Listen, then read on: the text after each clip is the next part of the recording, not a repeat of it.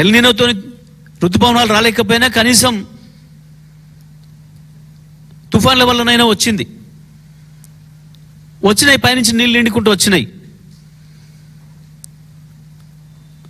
వాస్తవానికి శ్రీశైలం నిండి కిందికి సాగర్కి వచ్చిన తర్వాతనే ఆ గేట్లు ఓపెన్ చేయాలి అటువైపు. నిజమే, మంచినీళ్ళ కొరకు కావాలంటే చెన్నైకి ఇచ్చే మంచినీళ్ళకు ఒకటి మంచినీళ్ళ వరకు తీసుకపోవచ్చు. ఇవాళ మనం కూడా కల్వకుర్తి నుంచి లిఫ్ట్ చేస్తుంది మంచినీళ్ళ కొరకు. కల్వకుర్తి నుంచి ఇవాళ మనం ఇప్పుడు మీరు ఏదైతే చూసినరో 2400 క్యూసెక్లు లిఫ్ట్ చేస్తుంది ఏదైతే ఉందో అది కేవలం మంచినీళ్ళకే సరిపోతుంది. ఇప్పుడు మనకు మహబూబ్ నగర్ 10 నియోజకవర్గాలు, రంగారెడ్డి జిల్లాలోని 3 నియోజకవర్గాలు, మొత్తం ఈ నియోజకవర్గాలకు అన్నిటికి కూడా 7కి 12, 17, 19 నియోజకవర్గాలకు కూడా నీళ్ళు ఇచ్చేది కల్వకుర్తి లిఫ్ట్ ఇరిగేషన్ నుంచి మంచినీళ్ళు ఇచ్చేది. దాని కొరకు నింపుతున్నారు. ఎంత దుర్మార్గంగా ఉన్నారు అంటే వీళ్ళు కనీసం ఎండాకాలంలో గ్రీజ్ పెట్టి కూడా కనీసం ఎక్కడ కూడా ఒక చిన్న పని చేస్తున్న సందర్భం లేదు ఇప్పటి వరకు. ఏ ప్రాజెక్టుల మీద ఉన్న గేట్లకైనా సరే వాస్తవానికి ఒక చెరువు తుముక్కు కూడా ఉండే గేటుకు కూడా గ్రీజ్ పెట్టుకొని రెడీగా ఉండాలి వర్షాకాలం వచ్చేటప్పటికి. ఎవరికి సోయలేదు ఈ ప్రభుత్వంలో. ముఖ్యమంత్రికి సోయలేదు, నా ఇరిగేషన్ మంత్రికి లేదు, ఏ జిల్లాలలో ఆ జిల్లాలకు ఉండే మంత్రులకు సోయలేదు. తీసిరు కానీ గేట్ లేదు, రోప్ తెగిపోయిందని చెప్పి కేవలం మంచినీళ్ళ కొరకు మాత్రమే వాడగలుగుతాం, ఇవ్వము అని చెప్పి మాట్లాడుతున్నారు. అన్నిటికీ మించి రాష్ట్ర ప్రభుత్వమే, తెలంగాణ రాష్ట్ర ప్రభుత్వమే తెలంగాణ ప్రజలపైన పెద్ద కుట్ర చేస్తున్నది. ఎట్టి పరిస్థితులలో పంటలు పండనీయొద్దు అని చెప్పి. ఒక్క వరిధాన్యమే కాదు, వరిధాన్యం అయితే బోనస్ అడుగుతారు, పంట పండించి అడ్డగోలుగా బోనస్లతో ఇబ్బంది అవుతుంది. మనం ఏదో మోసం చేద్దామని చెప్పి సన్నోట్లకు మాత్రమే ఇస్తామని చెప్తే రైతులు తెలివి వారినరు, అందరు సన్నోట్లకు మారినరు అని చెప్పి వరిని డిస్కరేజ్ చేయడం కొరకని చెప్పి ఏదో ఎల్నిలో వస్తుంది, ఈ వస్తుంది, అది వస్తుంది అని చెప్పి భయపెట్టించి తప్పించే దొబ్బే ప్రయత్నం చేస్తున్నారు. నిజమే, వరికి కాదు, మరి ఏ పంట పండియడానికో నువ్వు చెప్పిన ఏ ఆరుతడి పంటలో ఆ ఆరుతడి పంటలకు సంబంధించిన విత్తనాలు ఇచ్చినవా? ఇస్తే దానికైనా నీళ్ళే కావాలి కదా. నీళ్ళే లేకుండా పండే పంట ఏమైనా ఉందా? ఆరుతడి పంటలకే ఇవ్వు. ఆరుతడి పంటకు వారానికి ఒకసారి ఇస్తారు నీళ్లు, వారం ఇస్తారు, వారం మందు పెడతారు. ఇవ్వు, ఆ రకంగానే ఇవ్వు. మొత్తం తెలంగాణలో ఉన్న అన్ని లిఫ్ట్లు ప్రారంభం చేయి. నాగార్జున సాగర్కు కూడా నీళ్ళు వచ్చేంత వరకు పోతిరెడ్డిపాటి నడపొద్దు అని చెప్పి డిమాండ్ చేయి. అదేవిధంగా గోదావరి పైన కూడా ఎంత సిగ్గు లేకుండా అబద్ధాలు ఆడినరు. ఆంధ్రప్రదేశ్ కుట్ర చేస్తుంది, చంద్రబాబు నాయుడు దుర్మార్గమైన కుట్ర చేస్తున్నాడు. జిఆర్ఎంబి మీద మనం కట్టి పూర్తి చేసుకున్న 7 ప్రాజెక్టుల పైన రివ్యూ చేయమని చెప్పి లెటర్ పెట్టిండు, దాన్ని వాళ్ళు ఎజెండాలో పెట్టిండ్రు. అంతకు మించిన దుర్మార్గం ఇంకొకటి లేదు.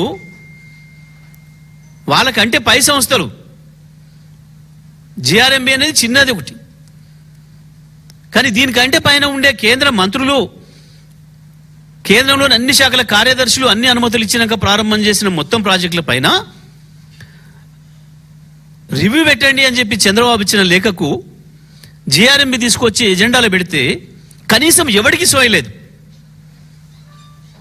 ముఖ్యమంత్రి, ఇరిగేషన్ మంత్రులకు ఆ తీరిక లేదు, ఆ సోయలేదు. ఆ జిల్లాల మంత్రులకు సోయలేదు. మేము మాట్లాడితే ఎదురుదాడి చేశాను. బీజేపీలో ఉన్న కొంతమంది ఎంపీలను కొనుక్కొని వాళ్ళతో పెట్టించారు. నిన్న మొదటిసారిగా కేటీఆర్ గారు వార్నింగ్ ఇచ్చిన తర్వాత ఇరిగేషన్ ఈఎన్సీతో లెటర్ పెట్టించారు. మాట్లాడాలి. ఇప్పుడు ఏమంటాడో బీజేపీ నుంచి డబ్బా కొట్టే ఎంపీలు. నిన్న కాక మొన్న మాట్లాడుతూ ఎజెండానే రాలేదని మాట్లాడాడు. ఎజెండాలోనే లేనప్పుడు నిన్న ఎట్లా పెట్టిండు? తెలంగాణ ఈఎన్సీ లెటర్ ఎట్లా పెట్టిండు? అది ఎజెండా నుంచి ఉపసంహరించండి అని. మొదటి రోజే ప్రభుత్వం తీవ్రమైన అభ్యంతరం చెప్పాలి. మేము ఇవాళ మళ్ళీ హెచ్చరిస్తా ఉన్నాం బీఆర్ఎస్ తరఫున, ఎట్టి పరిస్థితులలో జిఆర్ఎంబి ఎజెండా నుండి కనుక తెలంగాణలోని ఆ 7 ప్రాజెక్టులను తీసేయకపోతే బహిష్కరించాలి మీరు. లేదు తప్పకుండా కేటీఆర్ గారు చెప్పిన పద్ధతుల్లో తెలంగాణ సైన్యం బ్రహ్మాండంగా మీ మీటింగ్ హాజరవుతుంది, సంగతి ఎందుకు తెలుస్తుంది. ఎట్టి పరిస్థితులలో కూడా ఎజెండా నుంచి తీసేయిస్తారా, లేదు మీరు బహిష్కరిస్తారా నిరసనగా, లేదా తెలంగాణ వాదుల్ని బీఆర్ఎస్ సైనికుల్ని రమ్మంటారా, తేల్చుకోవాల్సింది వాళ్ళ ప్రభుత్వమే. ఇంకొక వైపు కృష్ణ పైన నాగార్జున సాగర్ కూడా నిండేంత వరకు ఎట్టి పరిస్థితుల్లో కూడా పోతిరెడ్డిపాడు నుంచి నీళ్లు తీసుకోవడానికి అనుమతించడానికి వీల్లేదు. 854 పైన ఉన్నాయి కదా అని చెప్పి వాళ్ళ 78 వచ్చినాయని చెప్పి ఇష్టం వచ్చినట్టు నీళ్ళు తీసుకొని పోతున్నారు గేట్లు లేపి. ఎవడు లేడు ఆడ, కేఆర్ఎంబి ఎవడు లేడు, ఒక మనిషి కూడా దిక్కులేడు. ఏమైనా ఆర్డర్ వస్తుందో ఎట్లా లేపుతున్నారో గేట్లు ఇష్టం వచ్చిన పద్ధతుల్లో లేపేస్తున్నారు. కానీ ఇటువైపు మంత్రులకు మాత్రం సోయలేదు. వాళ్ళ ఆత్మలను అమ్ముకున్నారు, అన్ని అమ్ముకున్నారు. తెలంగాణ ప్రజల ప్రయోజనాల్ని అమ్ముకొని రాజకీయ పబ్బం గడుపుకుంటున్నారు. ఎందుకు భయం అవుతుంది వీళ్ళకు చంద్రబాబు గురించి మాట్లాడడానికి? చంద్రబాబు చేస్తుంది ద్రోహం కాదు. నిజమే మన రాష్ట్ర ప్రజలకు అక్కడ ఉన్నాయి, నేను నీళ్ళు తీసుకుపోతున్నాను చంద్రబాబు అంటే అనొచ్చు. కానీ జిఆర్ఎంబి ఉత్తరం సంగతి ఏంది? దేని కొరకు? తెలంగాణ ప్రజలకు ఇప్పటికి కూడా అర్థం కావాలి. తెలంగాణ మేధావులు, తెలంగాణ విద్యావంతులు, తెలంగాణ రైతాంగం, తెలంగాణ యువత అందరూ కూడా అర్థం చేసుకోవాల్సింది, కాళేశ్వరాన్ని మేము మొదటి నుంచి చెప్తున్నట్టు కాళేశ్వరాన్ని పండబెట్టింది కేవలం చంద్రబాబు కొరకే, రేవంత్ రెడ్డి. ఇవాళ దాని ఫలితంగానే మొత్తానికి మొత్తం కృష్ణ పైన కట్టిన, గోదావరి పైన కట్టిన 7 ప్రాజెక్టులను కూడా అనుమతుల పైన రివ్యూ చేయమని చెప్పి అడిగే ధైర్యం వచ్చింది చంద్రబాబుకు. మీరు లొంగిపోయి కుక్కలాగా బతుకుతున్నారు కాబట్టి ఆయన దగ్గర ఆ ధైర్యం వచ్చింది. మరొక వైపు నాగార్జున సాగర్కు నీళ్లు రాకుండానే దౌర్జన్యంగా పోతిరెడ్డిపాడు గేట్లెత్తి నీళ్లు తీసుకుపోతున్నారు.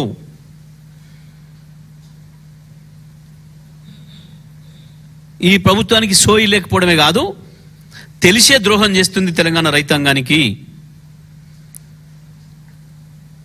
ఇప్పటికైనా చూసిన తర్వాతనైనా తెలంగాణ మంత్రులు, తెలంగాణ ఎమ్మెల్యేలు, ఎంపీలు సోయి తెచ్చుకోవాలని చెప్పి మేము విజ్ఞప్తి చేస్తూ ఉన్నాం. ఏం జరుగుతుందో మీ ప్రభుత్వంలో, ఏ రకంగా మీ ముఖ్యమంత్రి, మంత్రులు తెలంగాణ ప్రయోజనాలని వాళ్ళకు తాకట్టు పెడుతున్నారో, వాళ్ళ రాజకీయ అవసరాల కొరకు, వాళ్ళ పదవులను కాపాడుకోవడం కొరకు, వాళ్ళు చేసే అవినీతిని కాపాడుకోవడం కొరకు కేంద్ర సంస్థల నుంచి ఏ రకంగా లొంగిపోయి కోట్లాది మంది ప్రజల్ని దెబ్బతీస్తున్నారో అర్థం చేసుకోవచ్చు తెలంగాణ సమాజం. ఒకవైపేమో ఉన్న నీళ్ళను ఆ రకంగా పోతుంటే తీసుకుపోయి యాగాలు, పూజలు అని చెప్పి ఒక డ్రామాలు చేసి ప్రజల్ని మోసం చేస్తున్నారు. అదే నాగార్జున సాగర్ ఒడ్డున ఎక్కడైతే పూజ చేసినావో ఆడ నువ్వు చేయాల్సింది అది కాదు. పోతిరెడ్డిపాడు గేట్లు బంద్ చేయమని చెప్పి డిమాండ్ చేయి. శ్రీశైలంలో వచ్చిన నీళ్లు కొన్ని సాగర్కి ఇవ్వమని చెప్పి డిమాండ్ చేయి.